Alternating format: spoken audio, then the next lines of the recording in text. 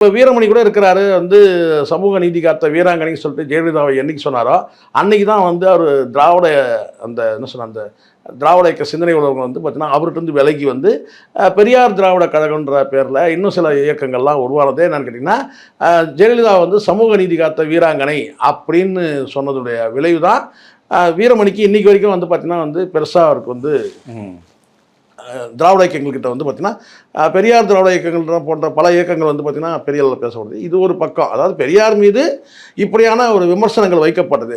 உள்ளபடியே வந்து மணியம்மைக்கும் பெரியாருக்கும் எந்த மாதிரியான உறவு இருந்துச்சு, உடல் ரீதியான உறவு இருந்ததா அல்லது மன ரீதியாக ஒரு காதல் இருந்ததா, இதெல்லாம் வந்து பார்த்திங்கன்னா யாரும் பேசவும் இல்லை, அதை பற்றி குறிப்பும் எதுவும் இல்லை.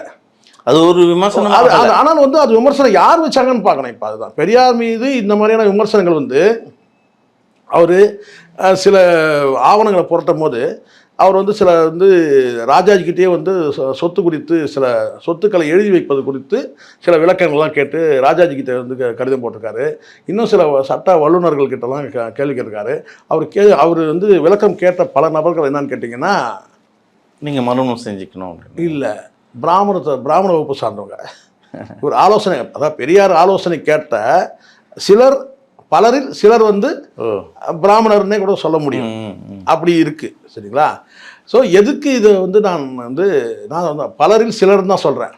சரிங்களா? அந்த மாதிரி சில இருக்கு, குறிப்புகள் இருக்கு.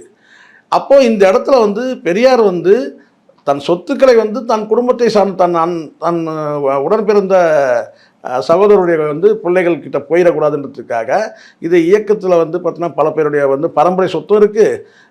இயக்கத்தில் இருந்து வந்து பார்த்திங்கன்னா வந்து இயக்கத்துக்கு வந்து கொடுத்த அந்த நன்கொடையும் இருக்குது.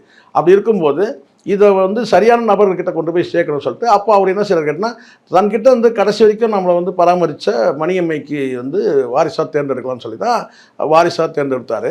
ஆனால் அந்த தனி மனித விமர்சனன்றது வந்து பெரியார் மீது வந்து வைக்கப்பட்டது.